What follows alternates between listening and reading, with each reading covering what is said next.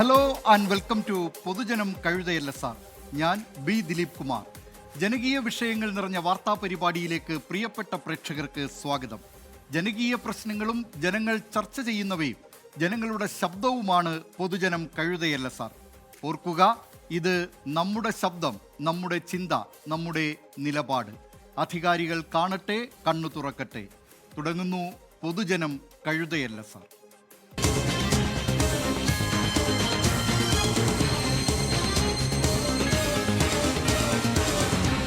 പൊതുജനം കഴുതയല്ല സാർ. ഓടുന്ന ട്രെയിനിൽ നിന്ന് യുവതിയെ ട്രാക്കിലേക്ക് തള്ളിയിട്ട ഞെട്ടിക്കുന്ന സംഭവം ഇന്നലെ രാത്രിയിലാണ് ഉണ്ടായത്. ഇത്തരം സംഭവമുണ്ടാകുമ്പോൾ നമ്മളും അധികാരസ്ഥാനത്തുള്ളവരുമൊക്കെ ട്രെയിനിലെ യാത്രാ സുരക്ഷയെക്കുറിച്ച് വാതോരാതെ പറയുകയും കുറേ നാൾ കഴിഞ്ഞ് വിസ്മരിക്കുകയും ചെയ്യും. ഇങ്ങനെ എത്ര പേർ ഇരകളായാലാണ് അധികൃതർ ഒന്നുണരുക? സ്ത്രീകൾക്ക് നിർഭയം യാത്ര ചെയ്യാൻ എന്നാണ് കഴിയുക എന്നതും ഒരു ചോദ്യമാണ്. പൊതുജനം കഴുതയല്ല സാർ ആദ്യം പോകുന്നത് പാളം തെറ്റുന്ന നടപടികളും പാളുന്ന സുരക്ഷയും എന്നതിലേക്കാണ്. എന്റെ കുഞ്ഞിനെ എനിക്ക് തിരിച്ചു വേണം. 19 വയസ്സ് തികഞ്ഞിട്ടില്ല. എന്റെ കുഞ്ഞിന് ജീവിക്കാൻ പോലും തുടങ്ങിയിട്ടില്ല. രണ്ടുപേരെയാണ് അയാൾ അത് ചെയ്യാൻ നോക്കിയത്. രണ്ട് ജീവനാണ് അയാൾ അത്രയും ഇത് ചെയ്തത്. അതും ലേഡീസ് കമ്പാർട്ട്മെന്റ് കയറി ഒരു ആണൊരുത്ത ഇരുന്നിട്ട് അത് അന്വേഷിക്കാനോ തിരക്കാനോ ഒരു മനുഷ്യൻ അവിടെ ഇല്ലായിരുന്നു. വിലാപങ്ങൾ നിലയ്ക്കുന്നില്ല. ഇത് കേരളം കേൾക്കുന്ന ആദ്യ സംഭവമല്ല. ഇന്ന് സോനു എന്ന സ്ത്രീകുട്ടി, ഇന്നലെ സൗമ്യ. ഇതിനിടയിൽ ചിലർ ആക്രമണത്തിൽ നിന്ന് രക്ഷപ്പെട്ടവരും. സൗമ്യയുടെ ദാരുണ കൊലപാതകം നടന്ന് വർഷം 15 ആകുന്നു. ട്രെയിനുകളിൽ സ്ത്രീ സുരക്ഷ പ്രഖ്യാപനത്തിൽ ഒതുങ്ങുന്നു. കുറച്ചുകൂടെ സുരക്ഷ കൊണ്ടുവരണം. സ്ത്രീകൾ സുരക്ഷിതരല്ല. അവര് RPF നേരത്തെ ഡ്യൂട്ടിയിലുണ്ടായില്ല, പോലീസുകാരും ഡ്യൂട്ടിക്കുണ്ടായില്ല. കേരള എക്സ്പ്രസിന്റെ ജനറൽ കമ്പാർട്ട്മെന്റിൽ തിരുവനന്തപുരത്തേക്ക് യാത്ര ചെയ്യുകയായിരുന്നു ശ്രീകുട്ടിയും ഒപ്പമുണ്ടായിരുന്ന അർച്ചനയും. മദ്യപിച്ച് ലക്കുകെട്ട് പ്രതി സുരേഷ് കുമാറും ഇതേ കമ്പാർട്ട്മെന്റിൽ കയറി.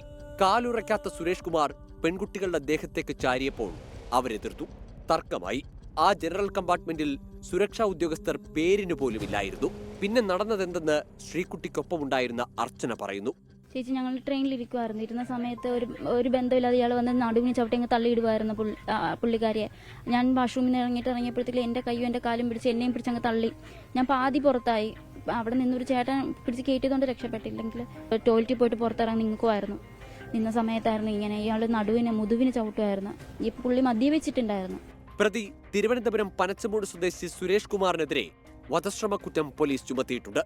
റെയിൽവേയിലെ ആ ഉദ്യോഗസ്ഥന്മാരെ അല്ലെങ്കിൽ പത്രന്മാരെ ആരെങ്കിലും സംവിധാനം ഉണ്ടാകണം. ഇപ്പൊ എല്ലാ പെണ്ണുങ്ങൾക്കും ഇത് തന്നെ പറ്റണം. ഇപ്പൊ 2-3 കാര്യമായി.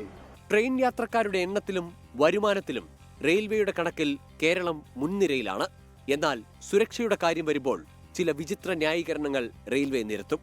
പെൺകുട്ടിയെ മദ്യപൻ തള്ളിയിട്ട കേരള എക്സ്പ്രസിന്റെ ജനറൽ കമ്പാർട്ട്മെന്റിൽ ഒറ്റ പോലീസുകാരനും ഉണ്ടായിരുന്നില്ല. അതിന് RPF നൽകുന്ന വിശദീകരണം ക്രൈം പാറ്റേൺ അനുസരിച്ചാണ് പോലീസിനെ വിന്യസിക്കുന്നത് എന്നാണ്. കുറ്റകൃത്യങ്ങൾ പൊതുവെ നടക്കാത്ത ട്രെയിനുകളിൽ പോലീസിനെ വിന്യസിക്കാറില്ലെന്നും വേണ്ടത്ര അംഗബലമില്ലെന്നുമാണ് അവരുടെ ന്യായീകരണം. വനിതാ കമ്പാർട്ട്മെന്റിൽ നിന്ന് സൗമ്യയെ ഗോവിന്ദച്ചാമി ക്രൂരമായി കൊലപ്പെടുത്തിയ അന്നു മുതൽ സൗമ്യയുടെ അമ്മ ആവർത്തിക്കുന്നതും ട്രെയിൻ യാത്രയിൽ സുരക്ഷ ഉറപ്പാക്കണമെന്നാണ്. ഇതിപ്പോ അതിനെക്കാട്ടി അപ്പുറം സൗമ്യയുടെ അദ്ദേഹത്തിലാണ് ഇപ്പൊ ഈ ഒരു സംഭവം നടന്നിരിക്കുന്നത്. ഒരു ട്രെയിനിൽ നിന്ന് എടുത്തൊരു പെൺകുട്ടീനെ എടുത്ത് ചവിട്ടി പുറത്തേക്ക് ആക്കുക എന്നെല്ലാം പറഞ്ഞാൽ അത് ഭയങ്കര ഒരു റെയിൽവേ സുരക്ഷിത. അത് വളരെ കാര്യമായിട്ട് ഇത് പറഞ്ഞു അവസാനിക്കുന്ന സമയത്ത് ഈ ഒരു സംഭവം ഉണ്ടാവുന്ന സമയത്ത് മാത്രമല്ല ഈ ഒരു കാര്യം ചെയ്യേണ്ടത്. ഓരോ സ്റ്റേഷനിൽ എത്തുന്ന പോലീസുകാരും കാര്യങ്ങളും എപ്പോഴും ഉണ്ടാവുന്ന സ്ഥലമാണ് അത്. അപ്പം ആ സ്ഥലത്ത് നിന്ന് ഇങ്ങനെ ഒരു അവസ്ഥ വന്നതെന്ന് പറയുമ്പോൾ അത് ഒരിക്കലും പറ്റണില്ല. അപ്പം ഇതിന് സുരക്ഷിത അത് റെയിൽവേ എത്രയും വേഗം അതിന് വേണ്ട കാര്യങ്ങൾ ചെയ്തേ പറ്റും. മലയാളികളുടെ കോടികളാണ് റെയിൽവേ കൊണ്ടുപോകുന്നത്. കഴിഞ്ഞ വർഷം ദക്ഷിണ റെയിൽവേ പുറത്തുവിട്ട വരുമാന കണക്കിൽ ആദ്യ 25-ൽ 11 കേരളത്തിലെ സ്റ്റേഷനുകളാണ്. 1500 കോടി രൂപയാണ് ഈ 11 സ്റ്റേഷനുകളിൽ നിന്ന് ലഭിച്ച വരുമാനം. തിരുവനന്തപുരം സെൻട്രലിൽ നിന്ന് 262 കോടി, എറണാകുളം സൗത്തിൽ നിന്ന് 227 കോടി, കോഴിക്കോട് നിന്ന് 178 കോടി, തൃശൂരിൽ നിന്ന് 155 കോടി, എറണാകുളം നോർത്തിൽ നിന്ന് 129 കോടിയും റെയിൽവേ വാരിക്കൂട്ടി. പാലക്കാട്ട് നിന്ന് 115 കോടി, കണ്ണൂരിൽ നിന്ന് 113 കോടി, കൊല്ലത്ത് നിന്ന് 97, കോട്ടയത്ത് നിന്ന് 83, ആലുവയിൽ നിന്ന് 80 കോടി, ചെങ്ങന്നൂരിൽ നിന്ന് 61 കോടിയും റെയിൽവേക്ക് കിട്ടി. എന്നിട്ടും സുരക്ഷയുടെ കാര്യം വരുമ്പോൾ അവഗണനയാണ് റെയിൽവേക്ക്. കഴിഞ്ഞ ഓഗസ്റ്റ് 8-നാണ് കോഴിക്കോട് സ്റ്റേഷന് തെക്ക് ഭാഗത്ത് വട്ടാംപൊയിൽ റെയിൽവേ സ്റ്റേഷന് സമീപത്തെ ട്രാക്കിൽ സമ്പർക്കക്രാന്തി എക്സ്പ്രസിൽ നിന്ന് അമ്മിണി എന്ന സ്ത്രീ തെറിച്ചു വീണത് മോഷണശ്രമം തടയുന്നതിനിടെയായിരുന്നു. 2013 ഓഗസ്റ്റിൽ മോഷണശ്രമം തടയുന്നതിനിടെ MBA വിദ്യാർത്ഥിനി കോഴിക്കോട് കാക്കൂർ സ്വദേശിനി ദിശ ദിവാകരൻ മുരിയാട് റെയിൽവേ ട്രാക്കിൽ വീണ് ഗുരുതരമായി പരിക്കേറ്റിരുന്നു. ദിശയുടെ ഇടതുഭാഗം തളർന്നുപോയി. ഇടതു കണ്ണിന്റെ കാഴ്ചയും നഷ്ടമായി. ഇങ്ങനെ എത്രയെത്ര ദുരനുഭവങ്ങളാണ് കേരളത്തിലെ ട്രെയിൻ യാത്രക്കാർ നേരിടുന്നത്. 15 വർഷം മുമ്പ് നടന്ന സൗമ്യ സംഭവത്തിന് ശേഷം റെയിൽവേ ചില വാഗ്ദാനങ്ങൾ നൽകിയിരുന്നു. എല്ലാ വനിതാ കമ്പാർട്ട്മെന്റുകളിലും RPF-നെ നിയോഗിക്കുമെന്ന വാഗ്ദാനം പൂർണ്ണമായില്ല. വൈകിട്ട് 6-ന് ശേഷം ഓടുന്ന എല്ലാ ട്രെയിനുകളിലും 4 പുരുഷ കോൺസ്റ്റബിൾമാരും 2 വനിതാ കോൺസ്റ്റബിൾമാരും വേണമെന്ന ചട്ടവും പാലിക്കുന്നില്ല. ട്രെയിനുകളിലെല്ലാം CCTV ക്യാമറകൾ, ഓട്ടോമാറ്റിക് ഡോറുകൾ എന്നിവയും നടപ്പായില്ല. ജനറൽ ഒരിക്കലും പോകുന്ന ഇഷ്ടമല്ല. ബിക്കോസ് ഇതാണ് ഒരു എക്സ്പീരിയൻസ് ഇനി ഉണ്ടായിട്ടുണ്ട്. ആൾക്കാര് മദ്യപിച്ചിട്ട് വരുന്നു. ട്രെയിനിൽ എന്താ പറയുക, അൺറിസർവ്ഡ് ആയിട്ട് പോകുന്നത് ഒരിക്കലും സേഫ് ആണെന്ന് എനിക്ക് തോന്നുന്നില്ല. ഈ നിലപാട് മാറിയേ തീരൂ. കോടികൾ കൊയ്യുന്നവർക്ക് സുരക്ഷിത യാത്ര ഉറപ്പാക്കാനും ബാധ്യതയുണ്ട്. പൊതുജനം കഴുതയല്ല സാർ. ഈ വാർത്തയോട് പല പ്രേക്ഷകരും പ്രതികരിക്കുന്നുണ്ട്. സീന മുഹമ്മദ് പറയുന്നു, എത്ര ജീവൻ പൊലിഞ്ഞാലാണ് അധികാരികൾ കണ്ണു തുറക്കുക എന്ന്. അരുൺ പറയുന്നു, ലഹരി വസ്തുക്കൾ ഉപയോഗിച്ച് സ്വബോധമില്ലാതെ ട്രെയിനിൽ യാത്ര ചെയ്യുന്നവരെ പിടികൂടാൻ റെയിൽവേ സ്റ്റേഷനുകളിലും ട്രെയിനുകളിലും RPF-ന്റെ പ്രത്യേക ടാസ്ക് ഫോഴ്സ് വേണം എന്നാണ് അരുൺ മുട്ടട പറയുന്നത്. ഷിബു കെ തോമസ് കമൻറ്റ് ചെയ്തിട്ടുണ്ട്. അതുപോലെ രവികുമാർ പറയുന്നു, ട്രെയിൻ യാത്രയിൽ യാത്രക്കാർക്ക് സുരക്ഷ ഒരുക്കേണ്ടത് കേന്ദ്ര സർക്കാരാണ്. ഇതിന് ശാശ്വതമായൊരു പരിഹാരം സർക്കാർ കണ്ടെത്തണം എന്ന കാര്യം. ജോസഫ് പറയുന്നു, ട്രെയിനിൽ ഓട്ടോമാറ്റിക് ഡോർ ആക്കുക, മറ്റ് അടിസ്ഥാന സൗകര്യം ഒരുക്കുക. ഇങ്ങനെ നിരവധി പ്രതികരണങ്ങൾ ഇത് സംബന്ധിച്ച് പ്രേക്ഷകരുടെ ഭാഗത്ത് നിന്നുണ്ടാകുന്നുണ്ട്. ട്രെയിനിൽ ഓട്ടോമാറ്റിക് ഡോർ ആക്കണം എന്ന ആവശ്യം നേരത്തെ മുതൽ ഉള്ളതാണ്. പക്ഷേ ആ ആവശ്യം ഇതുവരെ അതിൻ്റെ പൂർണ്ണാർത്ഥത്തിൽ നടപ്പിലായിട്ടില്ല എന്നതാണ് ശ്രദ്ധേയമായ കാര്യം. നിരവധി വാഗ്ദാനങ്ങൾ നേരത്തെ റെയിൽവേ നൽകിയിട്ടുള്ളതും അതും നടപ്പായിട്ടില്ല. ഇങ്ങനെ ഓരോ സംഭവം വരുമ്പോൾ നമ്മൾ ഇങ്ങനെ വാർത്ത ചെയ്യുന്നു, ജനങ്ങൾ പ്രതികരിക്കുന്നു, റെയിൽവേ ചില വാഗ്ദാനങ്ങൾ നൽകുന്നു, പിന്നെ കുറച്ചുനാൾ കഴിയുമ്പോൾ അത് വിസ്മൃതിയിലേക്ക് പോകുന്നു എന്നതാണ് ഇപ്പോൾ നമ്മൾ അനുഭവിച്ചു കൊണ്ടിരിക്കുന്നതും കണ്ടുകൊണ്ടിരിക്കുന്നതുമായ യാഥാർത്ഥ്യം. ഇനി മറ്റൊരു വാർത്തയിലേക്കാണ്. ഓരോ ഫയലും ഓരോ ജീവിതമെന്ന മുഖ്യമന്ത്രി പിണറായി വിജയന്റെ പരാമർശം പ്രേക്ഷകർക്ക് ഓർമ്മയില്ലേ? 1ാം പിണറായി സർക്കാർ അധികാരമേറ്റതിന് പിന്നാലെ ജീവനക്കാരെ അഭിസംബോധന ചെയ്യുമ്പോഴായിരുന്നു മുഖ്യമന്ത്രിയുടെ ഈ പരാമർശം. എന്നാൽ ചുവപ്പ് നാടയുടെ കുരുക്കഴിക്കൽ അത്ര എളുപ്പമല്ലെന്നിപ്പോൾ മുഖ്യമന്ത്രിക്കും ബോധ്യമായിട്ടുണ്ട്. ഫയലുകൾക്ക് നിറം നൽകി ഫയൽ നീക്കം വേഗത്തിലാക്കാനാണ് ഇപ്പോൾ സർക്കാർ നീക്കം.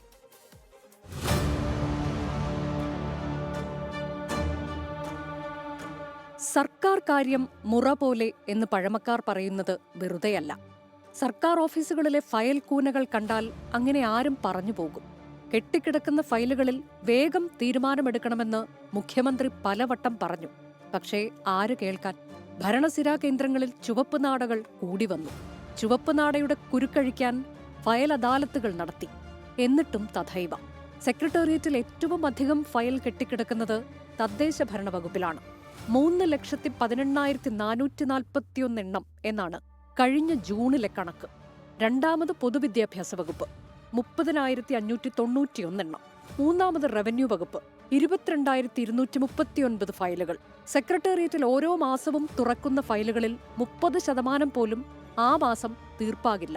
ഫയലുകൾ കുന്നുകൂടുന്നത് പോലെ മുഖ്യമന്ത്രിയും പലവട്ടം ജീവനക്കാരോട് പലതും പറഞ്ഞു നോക്കി.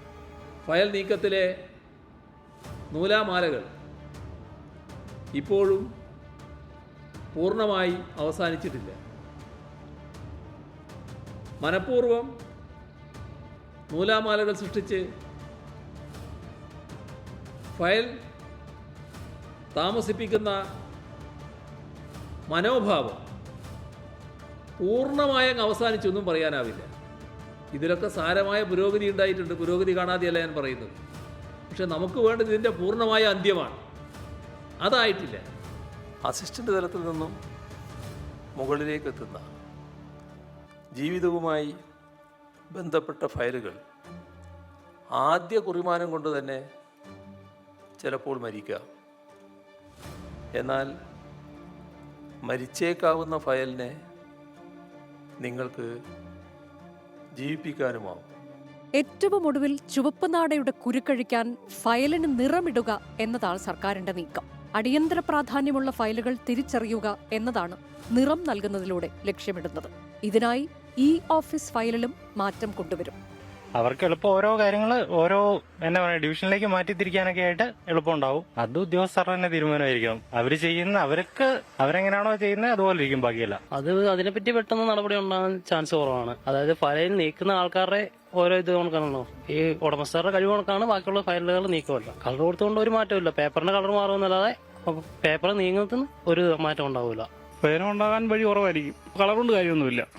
അത് എല്ലാവരും കൂടെ തീരുമാനമെടുത്ത് മുന്നിട്ടിറങ്ങി ഓരോന്നോരോന്നായിട്ട് തീർത്തെടുത്ത് പോയാലേ കാര്യം നടക്കുകയുള്ളൂ. കളർ കോഡ് കൊണ്ടുവന്നുകഴിഞ്ഞാൽ അഴിമതി ഒരു പരിധി വരെ തടയാം എന്ന് കണ്ടെത്താൻ പറ്റും. നിറം മാറിയാൽ ഫയൽ നീങ്ങുമോ എന്നുറപ്പില്ല. ഫയൽ നീക്കത്തിന് വേണ്ടത് ഇച്ഛാശക്തിയും ആർജവവും ആണ്. അതില്ലെങ്കിൽ എത്രയോ ജീവിതങ്ങൾക്ക് മേൽ അടയിരിക്കുന്നവരാകും ജീവനക്കാരും ഉദ്യോഗസ്ഥ വൃന്ദവും. പൊതുജനം കഴുതയല്ല സാർ. ഇനി പൊതുജനം കഴുതയല്ല സാർ, നേരെ പോകുന്നത് രാജ്യ തലസ്ഥാനത്തേക്കാണ്. അവിടെ ശുദ്ധവായു കിട്ടാതെ വലയുകയാണ് ജനങ്ങൾ. നിയന്ത്രണങ്ങൾ കാറ്റിൽ പറത്തി ദീപാവലിക്ക് പടക്കങ്ങൾ പൊട്ടിച്ചതിന് പിന്നാലെ ഉയർന്ന വായു മലിനീകരണ തോത് ഇതുവരെ കുറഞ്ഞിട്ടില്ല. മലിനീകരണം നിയന്ത്രിക്കാൻ കൃത്രിമ മഴ പെയ്യിപ്പിക്കാനുള്ള ശ്രമം പരാജയപ്പെട്ടതോടെ വാക്പോരിലേക്ക് തിരിഞ്ഞിരിക്കുകയാണ് ഡൽഹിയിൽ സർക്കാരും പ്രതിപക്ഷവും. അതേക്കുറിച്ചുള്ള റിപ്പോർട്ട് കാണാം. വായു മലിനീകരണത്താൽ ശ്വാസം മുട്ടുകയാണ് രാജ്യ തലസ്ഥാനം. പുകമഞ്ഞും പൊടിയും കൂടിയതോടെ ഡൽഹിയിൽ വായു ഗുണനിലവാര സൂചിക 400-ന് മുകളിലാണ്. മുൻ വർഷങ്ങളെ അപേക്ഷിച്ച് വായു മലിനീകരണം കുറയ്ക്കാൻ കഴിഞ്ഞുവെന്നാണ് ഡൽഹി സർക്കാരിന്റെ അവകാശവാദം. അതേസമയം വായു മലിനീകരണം തടയുന്നതിനുള്ള നടപടികളിൽ സർക്കാർ നിഷ്ക്രിയമായെന്നാണ് ആം ആദ്മിയുടെയും കോൺഗ്രസിന്റെയും ആരോപണം. ഇത്തവണ ദീപാവലിക്ക് ഹരിത പടക്കങ്ങൾ പൊട്ടിക്കാൻ 3 ദിവസത്തേക്ക് സുപ്രീം കോടതി അനുമതി നൽകിയിരുന്നു. അതിന്റെ മറവിൽ സാധാരണ പടക്കങ്ങൾ തന്നെ വിപണിയിലെത്തി. ദീപാവലി ആഘോഷം ദിവസങ്ങളോളം നീണ്ടു. പഞ്ചാബിലും ഹരിയാനയിലും ഉത്തർപ്രദേശിലും വിളവെടുപ്പ് പൂർത്തിയാക്കിയ കർഷകർ കാർഷികാവശിഷ്ടങ്ങൾക്കും തീയിട്ടു. ഇതോടെ അക്ഷരാർത്ഥത്തിൽ ഗ്യാസ് ചേംബറായിരിക്കുകയാണ് രാജ്യ തലസ്ഥാനം. ജനങ്ങൾ ശ്വാസം കിട്ടാതെ വലയുന്നു. ആശുപത്രികളിൽ ശ്വാസകോശ രോഗികളുടെ തിരക്ക്. വന്നിറങ്ങിയ സമയത്ത് നമുക്ക് മനസ്സിലാവും, നമുക്ക് ഫീൽ ചെയ്യും. ശ്വാസം എടുക്കുമ്പോൾ ഒരു ബുദ്ധിമുട്ടൊക്കെ ഫീൽ ചെയ്യാറുണ്ട്. ഇപ്പം തന്നെ ചുമ വന്നുകൊണ്ടിരിക്കണായിരുന്നു. അപ്പോൾ ഇത് ഇട്ടുകൊണ്ട് കുറച്ച് കുറഞ്ഞ് ഞങ്ങൾ ഡൽഹി എത്തിയപ്പോൾ തന്നെ ഫോണിൽ അലേർട്ട് വന്ന് അൺഹെൽത്തി എയർ എന്ന് പറഞ്ഞ്. ഇപ്പോൾ കണ്ടപ്പത്തിന് മനസ്സിലായി ഭയങ്കര പൊല്യൂഷനാണ്. ഇപ്പോൾ ക്രോസ് ചെയ്യാൻ തന്നെ പറ്റണം, ഭയങ്കര വണ്ടിയാണ്. 2 ആഴ്ചയായി ഡൽഹിയിലെ വായു ഗുണനിലവാര തോത് ദിനം പ്രതി വഷളാവുകയാണ്. ഡൽഹി നഗരത്തിലെ 3 കേന്ദ്രങ്ങളിൽ ഗുരുതര വിഭാഗമായ 400-ന് മുകളിലാണ് ഇന്ന് വായു ഗുണനിലവാരം രേഖപ്പെടുത്തിയത്. വാട്ടർ സ്പ്രിംഗ്ലറുകൾ ഉപയോഗിച്ച് വെള്ളം തളിക്കുന്നുണ്ടെങ്കിലും പ്രത്യേകിച്ച് മാറ്റമൊന്നുമില്ല. പൊല്യൂഷൻ വളരെ മോശമാണ് ഞങ്ങൾ വന്നപ്പോൾ തന്നെ. കാരണം ഞങ്ങൾ ഇവിടെ വന്നിറങ്ങിയപ്പോൾ തന്നെ ഞങ്ങൾ കാണുന്നത് എന്താ വെച്ചാൽ കേരളത്തിൽ നിന്ന് വന്നപ്പോൾ ആ ശുദ്ധമായ ഒരു അന്തരീക്ഷമാണ്. ഇവിടെ വന്നു കഴിഞ്ഞപ്പോൾ തന്നെ ഞങ്ങൾക്ക് ഒരു സഫോക്കേഷൻ, അതായത് വന്നു കഴിഞ്ഞപ്പോൾ തന്നെ ആ ബുദ്ധിമുട്ട് കണ്ടത്. അപ്പോൾ ഡൽഹി നിവാസികൾ എന്തുമാത്രം ബുദ്ധിമുട്ട് അനുഭവിക്കുന്നതാണ് ഞങ്ങളിപ്പോൾ മനസ്സിലാവുന്നത്. അപ്പോൾ ഇതിനൊരു ശാശ്വതമായ പരിഹാരം കാണണം. അതുതന്നെയാണ് ആവശ്യം. അതായത് നമ്മളെ രാജധാനി, അതായത് ഡൽഹി കൂടുതൽ ഭംഗിയാവണം, കൂടുതൽ ടൂറിസ്റ്റിനെ ആകർഷിക്കണം. അതാണ് ഞങ്ങളൊരു ഈ ഒരു മെസ്സേജിലൂടെ ഞങ്ങൾ ഉന്നയിക്കുന്നത്. മലിനീകരണം ഉയർന്നതിന് പിന്നാലെ കൃത്രിമ മഴ പെയ്യിപ്പിച്ച് നേരിടുമെന്നായിരുന്നു സർക്കാരിന്റെ പ്രഖ്യാപനം. കൃത്രിമ മഴയ്ക്കായി 3.4 കോടി രൂപയും ഡൽഹി സർക്കാർ വകയിരുത്തി. ഇതിൽ 1 കോടി രൂപ ചെലവാക്കി നടത്തിയ പരീക്ഷണം അപ്പാടെ പരാജയപ്പെട്ടു. മഞ്ഞുകാലത്ത് കൃത്രിമ മഴയ്ക്കായി ക്ലൗഡ് സീഡിംഗ് നടത്തുന്നത് ഫലപ്രദമല്ലെന്ന മുന്നറിയിപ്പ് വകവയ്ക്കാതെയായിരുന്നു കണ്ണിൽ പൊടിയിടാൻ നടത്തിയ പരീക്ഷണമെന്ന ആരോപണവുമായി കോൺഗ്രസ്. മലിനീകരണ മാപിനികളിൽ സർക്കാർ കൃത്രിമം കാണിക്കുന്നുവെന്ന പ്രചരണവുമായി ആം ആദ്മി പാർട്ടിയും രംഗത്തെത്തി.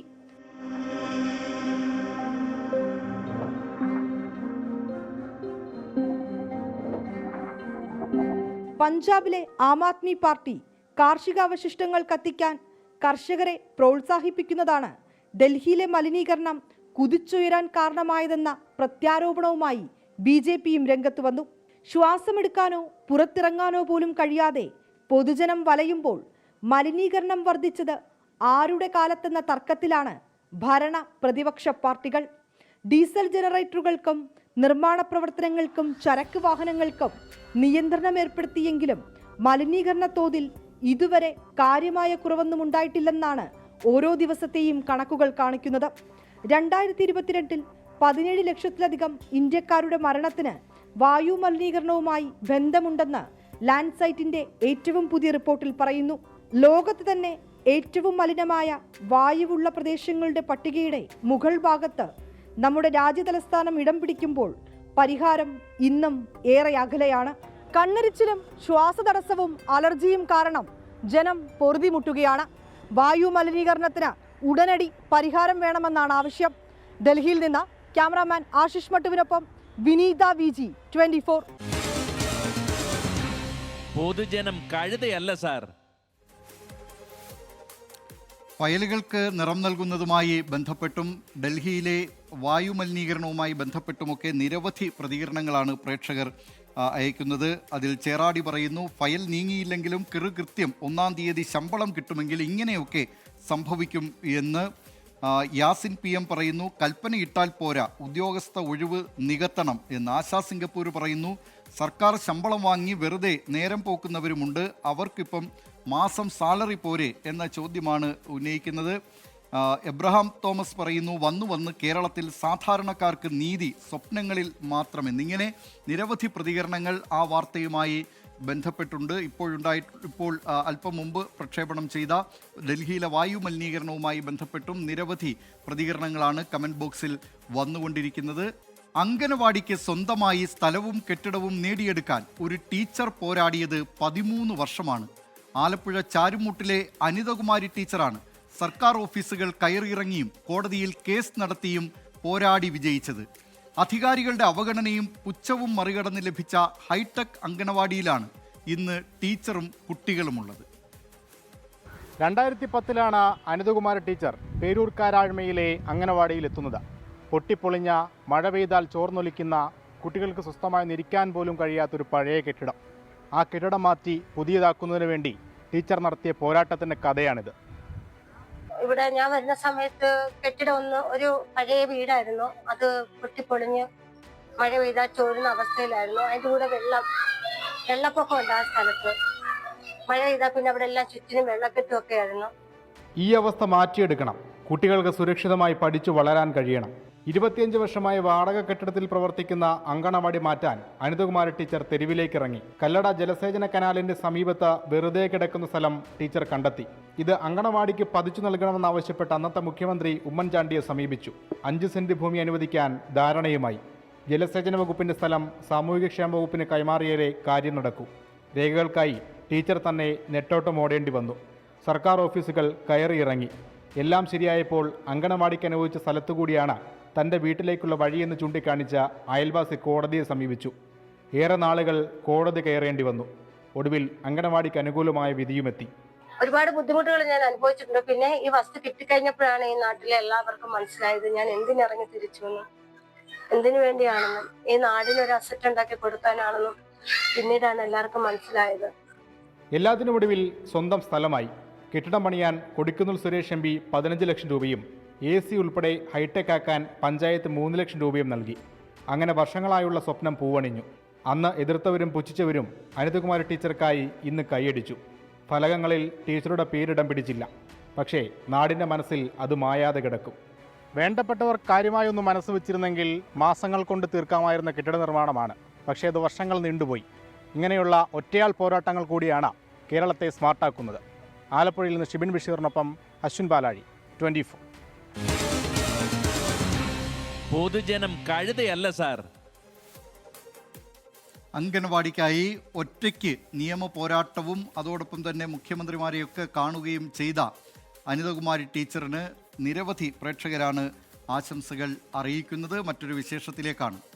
വർഷങ്ങൾക്ക് മുമ്പ് ആകെയുണ്ടായിരുന്ന കുടിലിൽ നിന്ന് കുടിയൊഴിപ്പിക്കപ്പെട്ട അതിദരിദ്രരുടെ പട്ടികയിൽ ഉൾപ്പെട്ട ചില മനുഷ്യരുടെ ജീവിതം ഇപ്പോഴും മാറ്റമില്ലാതെ തുടരുകയാണ്. പാലക്കാട്ട് ചിറ്റൂരിലാണ് 8 വർഷമായി നിരവധി കുടുംബങ്ങൾ ദുരിതം അനുഭവിക്കുന്നത്.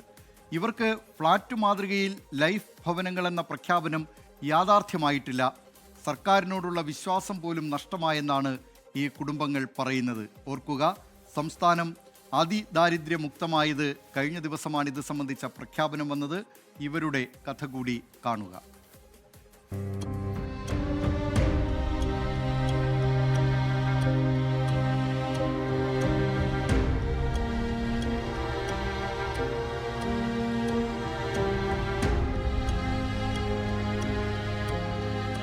ഇത് ചിറ്റൂരിലെ വെള്ളപ്പന.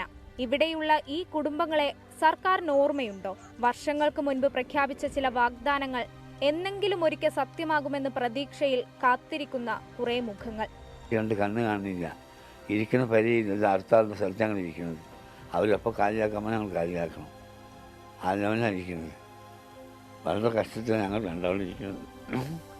മരുന്ന് വാങ്ങാനും വഴിയില്ല, ഭക്ഷണത്തിനും വഴി. ചിരട്ട മാറ്റി വെക്കണം പറഞ്ഞു, നടക്കില്ല. അപ്പം അങ്ങനെ മൂപ്പരക്കും കൂടി ഒന്ന് ആഹാരം വെച്ച് കൊടുക്കാനും കൂടി എനിക്കൊന്നിനും വയ്യ. വളരെ കഷ്ടത്തിലാണ്. ഇവിടെ നിന്ന് എപ്പോൾ ഇറങ്ങാൻ പറയുന്നത് ഞങ്ങൾക്കറിയില്ല.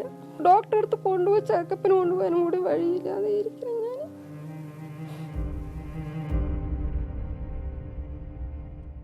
എട്ട് വർഷങ്ങൾക്ക് മുൻപ് 14 കുടുംബങ്ങളെ കുടിയിറക്കപ്പെട്ട കഥയാണിത്.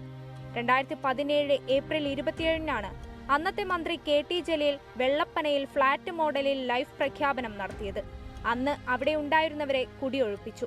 അതേ വർഷം തന്നെ മെയ് 28-ന് പദ്ധതിയുടെ ജില്ലാതല ഉദ്ഘാടനം കൊട്ടിഘോഷിച്ച് മന്ത്രി AK ബാലന്റെ നേതൃത്വത്തിൽ നടന്നു. 6 മാസത്തിനകം പദ്ധതി പൂർത്തിയാക്കുമെന്നായിരുന്നു വാഗ്ദാനം. എന്നാൽ ഇപ്പോൾ 8 വർഷം കഴിഞ്ഞു. നിർമ്മാണ പ്രവൃത്തികൾ പൂർത്തിയായിട്ടില്ല. സർക്കാരിന്റെ ലൈഫ് മിഷനിൽ വിശ്വാസമർപ്പിച്ച കുടുംബങ്ങൾ സമീപത്ത് തന്നെ കനാലിന്റെ ഓരങ്ങളിലും റോഡരികുകളിലും ഷെഡ് കെട്ടിയും മറ്റു ചിലർ വാടക വീടുകളിലുമാണ് കഴിഞ്ഞുകൂടുന്നത്. അന്ന് അതിദരിദ്രരുടെ പട്ടികയിൽ ഉണ്ടായിരുന്ന ഇവരുടെ ജീവിത സാഹചര്യങ്ങൾ കൂടുതൽ മോശമായതല്ലാതെ മറ്റൊന്നും സംഭവിച്ചില്ല. 8 വർഷമായി അവരൊന്നും പറയണേ ഇല്ല, അന്വേഷിക്കണേ ഇല്ല. നഗരസഭ UDF ഭരിക്കുന്ന കാലത്താണ് ഫ്ളാറ്റിന്റെ പ്രഖ്യാപനം വന്നത്. പണി വൈകുന്നത് നഗരസഭയുടെ പിടിപ്പുകേടാണെന്ന് LDF അന്ന് ആരോപിച്ചിരുന്നുവെങ്കിലും 5 വർഷമായി നഗരസഭയും സംസ്ഥാനവും LDF ഭരിച്ചിട്ടും പണി പൂർത്തിയാക്കാൻ സാധിക്കാത്തതിൽ സർക്കാരിന് മറുപടിയില്ല. കെടുകാര്യസ്ഥത എന്നാണ് UDFന്റെ വാദം. 2017 നവംബർ 1-ന് താക്കോൽ കൈമാറുമെന്നാണ് തറക്കല്ലിടുമ്പോൾ മന്ത്രി പറഞ്ഞത്. 8 വർഷം പൂർത്തിയായി, ഇപ്പോഴും ഇത് പണി ഒന്നും ആയിട്ടില്ല. ഇവിടെ താമസിച്ചുകൊണ്ടിരുന്ന 14 വീട്ടുകാരെ ഒഴിപ്പിച്ച് അവർ വളരെ ദുരിതപരമായ അവസ്ഥയിലാണ് ഇപ്പോൾ ജീവിച്ചുകൊണ്ടിരിക്കുന്നത്. ഒരു ദീർഘവീക്ഷണമില്ലാതെ ഒരു ആളുകൾക്ക് താമസിക്കാൻ 64 ഫ്ലാറ്റ് ഉള്ള ഒരു കെട്ടിടമാണ്. ഇതിങ്ങനെ ഒരു ലേബർ ക്യാമ്പ് നിർമ്മിക്കുന്ന പോലുള്ള ഒരു താൽക്കാലിക സംവിധാനത്തിൽ ചെയ്യുന്നത് തന്നെ ഒരു ദീർഘവീക്ഷണമില്ലായ്മയാണ്. അത് ഈ സർക്കാരിൻ്റെ, ഇടതുപക്ഷ സർക്കാരിൻ്റെ ഒരു വീഴ്ചയാണ്.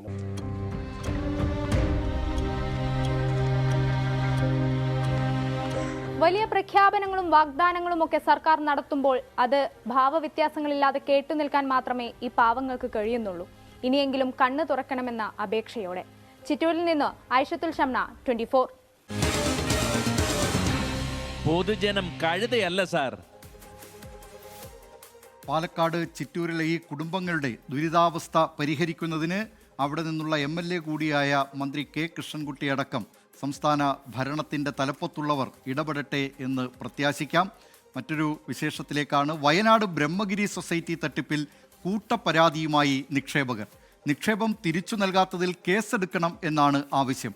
ബത്തേരി DYSPക്കാണ് പരാതി നൽകിയത്. അതേസമയം അഡ്വക്കേറ്റ് ജനറലിന്റെ നിയമോപദേശം ലഭിച്ചാൽ മാത്രമേ FIR രജിസ്റ്റർ ചെയ്യാനാകൂ എന്നാണ് പോലീസിന്റെ വിശദീകരണം.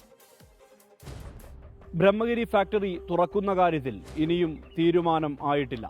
നിക്ഷേപകർക്ക് പണം മടക്കി നൽകുന്ന കാര്യത്തിലും ഇതേ അവസ്ഥ തന്നെയാണ്. ഈ സാഹചര്യത്തിലാണ് പരാതിയുമായി നിക്ഷേപകർ രംഗത്ത് വന്നത്. CPIM നിയന്ത്രണത്തിലുള്ള ബ്രഹ്മഗിരി ഡെവലപ്മെന്റ് സൊസൈറ്റി നിക്ഷേപകർക്ക് ഇനിയും നിക്ഷേപത്തുക തിരിച്ചു നൽകാൻ കഴിഞ്ഞിട്ടില്ല. ഇതിൽ ക്രിമിനൽ കേസെടുക്കണമെന്നാവശ്യപ്പെട്ടാണ് ബത്തേരി DYSPക്ക് പരാതി നൽകിയിട്ടുള്ളത്. ഞങ്ങൾക്കൊരു ആവശ്യം വന്നു കഴിഞ്ഞപ്പോൾ പൈസ ഞങ്ങൾക്ക് തിരിച്ച് കിട്ടിയിട്ടില്ല. ഞങ്ങൾ പലതവണ ബ്രഹ്മഗിരി സൊസൈറ്റിയായിട്ട് ബന്ധപ്പെട്ട് കഴിഞ്ഞപ്പോൾ ഞങ്ങൾക്ക് പൈസ കിട്ടാത്ത അവസ്ഥ വന്നത്. നേരത്തെ പോലീസിലും മുഖ്യമന്ത്രിയുടെ നവകേരള സദസ്സിലും പരാതി നൽകിയിട്ടും നടപടി ഉണ്ടായിട്ടില്ല എന്നാണ് ആക്ഷേപം. നിരന്തരമായിട്ട് പ്രക്ഷോഭങ്ങൾ നടത്തി, അതുപോലെ തന്നെ ചർച്ചകൾ നടത്തി, CPMന്റെ നേതൃനിരയിലുള്ള പലരെയും പോയി കണ്ടു. അങ്ങനെ എല്ലാ നീക്കങ്ങളും നടത്തിയപ്പോഴെല്ലാം ഇവർ വാക്കുകൾ പറഞ്ഞു, ഒരു വാക്കും പാലിക്കാതെ മാറ്റിക്കൊണ്ടിരിക്കുകയാണ്. അപ്പോൾ ഞങ്ങൾ വീണ്ടും പരാതിപ്പെടും, നിയമത്തിൻ്റെ വഴിക്ക് പോകാമെന്നുള്ള രീതിയിൽ തന്നെയാണ് ഇപ്പോൾ വന്നിരിക്കുന്നത്. ഇവിടെ നിന്ന് ഇനി FIR ഇടുന്നില്ല, നടപടികളില്ലെങ്കിൽ ഹൈക്കോടതിയിലേക്ക് മൂവ് ചെയ്യാനും ഞങ്ങൾ തീരുമാനിച്ചിട്ടുണ്ട്. 2023 സംഭവത്തിൽ പ്രാഥമിക അന്വേഷണം നടത്തിയെന്നും കേസെടുക്കുന്ന കാര്യത്തിൽ അഡ്വക്കേറ്റ് ജനറലിന്റെ നിയമോപദേശം ലഭ്യമായിട്ടില്ല എന്നുമാണ് പോലീസ് നൽകുന്ന വിശദീകരണം. AGയുടെ മറുപടി പ്രകാരമാകും തുടർ നടപടികൾ ഉണ്ടാവുക എന്നും പോലീസ് വ്യക്തമാക്കുന്നു. അതേസമയം ഒക്ടോബറിൽ മാംസ സംസ്കരണ ഫാക്ടറി പ്രവർത്തന സജ്ജമാകുമെന്ന് ഉറപ്പു നൽകിയെങ്കിലും പാലിക്കപ്പെട്ടിട്ടില്ല. നിക്ഷേപകരുടെ പരാതിയിൽ ബഡ്സ് ആക്ട് പ്രകാരം കേസെടുക്കണം, അല്ലാത്തപക്ഷം സമരം ശക്തമാക്കുമെന്നാണ് ആക്ഷൻ കൗൺസിലിന്റെ മുന്നറിയിപ്പ്. മനു ദാമോദരനൊപ്പം സുർജിത് അയ്യപ്പത്ത്, 24 വയനാട്. പൊതുജനം കഴുതയല്ല സാർ. ലോകത്തെവിടെയായാലും ഏത് സമയത്തും 24 വാർത്തകളും ഓഗ്മെന്റഡ് റിയാലിറ്റി പാക്കേജുകളും എക്സ്പ്ലെയിനറുകളും വിശദമായി കാണാൻ ഞങ്ങളുടെ യൂട്യൂബ് ചാനൽ നിങ്ങൾക്ക് സബ്സ്ക്രൈബ് ചെയ്യാം.